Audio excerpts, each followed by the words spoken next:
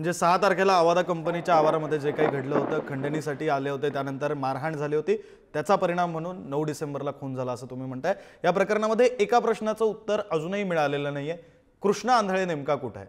संदीप क्षीरसागर म्हणतायत तो आहे का नाही तेच ठाऊक नाही। तुम्हाला काय वाटतं, कुठे आहे कृष्णा आंधळे? आहे का मुळात? कोण काय म्हणतं ह्याच्याशी मला काय घेणं देणं नाही, परंतु कृष्णा आंधळे काय मेल्या बिल्याला नसेल। कृष्णा आंधळे जिवंत असेल।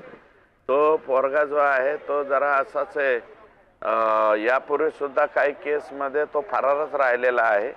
आणि माझा व्यक्तिगत अनुभव जर म्हणता खून प्रकरणामध्ये, बऱ्याचशा खून प्रकरणामध्ये एकंदरीत हे 7, 8, 9, 10 आरोपी जर असले तर एखादा आरोपी हा त्याच्यातला फरार होतो। आजपर्यंतचा अनुभव आहे म्हणजे काय तो सापडू नये अशातला माझा विचार नाही, तो सापडलाच पाहिजे।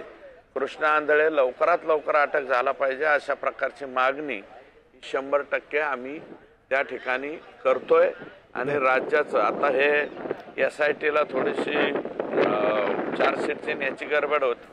आता SIT फ्री आहे आणि बीडची LCB आहे आणि बीडला चांगले SP आलेत। SP सुद्धा शोध घेतील आणि कृष्णा आंधळे याची प्रॉपर्टी वगैरे सीज केली, पण त्याला लवकरात लवकर अटक करणं गरजेचं आहे। बरं धसजी, आणखी एक मुद्दा या निमित्तानं हायलाइट करावा असं वाटतो, जे फोटो चार्जशीट मधले समोर आलेत ना त्याच्यामध्ये कुठेही कृष्णा आंधळे दिसत नाहीये।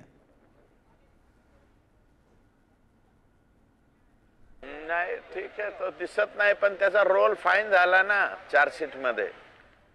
या सगळ्यांच्या बरोबर मारायला तो होता आणि तो हे सगळ्यात जास्त डेंजर तर आहे। सुदर्शन घोले आणि कृष्णा आंधळे हे डेंजर पर्सन आहेत दोन्ही बी। त्याला मारण्यामध्ये कृष्णा आंधळेचा वाटा जास्तीचा आहे। बरं, या प्रकरणामध्ये मागणी आता राज्यभरातून होते, ती म्हणजे वाल्मिक कराडसह सगळ्या आरोपींना फाशीची शिक्षा झाली पाहिजे।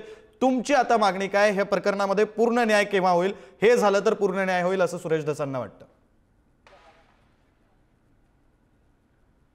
पूर्ण न्याय संतोषचा खून करणाऱ्यांना ज्यावेळेस कोर्ट फाशीची सजा देईल आणि हे सगळे फाशीच्या तख्तावर आणि जल्लाद ज्यावेळेस याचं बटन दाबीन त्यावेळेस आमचं पूर्ण समाधान होईल। तोपर्यंत समाधान होत नाही।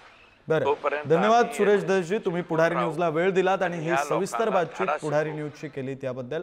खरं तर संतोष देशमुख यांची हत्या झाली, त्यानंतर 85 दिवसांनी धनंजय मुंडेंचा राजीनामा सुद्धा घेतला गेला, मात्र पूर्ण न्याय होणं हे अजूनही बाकी आहे आणि पूर्ण न्याय कोणत्या दिवशी होतोय त्याची वाट आता संपूर्ण महाराष्ट्र पाहतोय।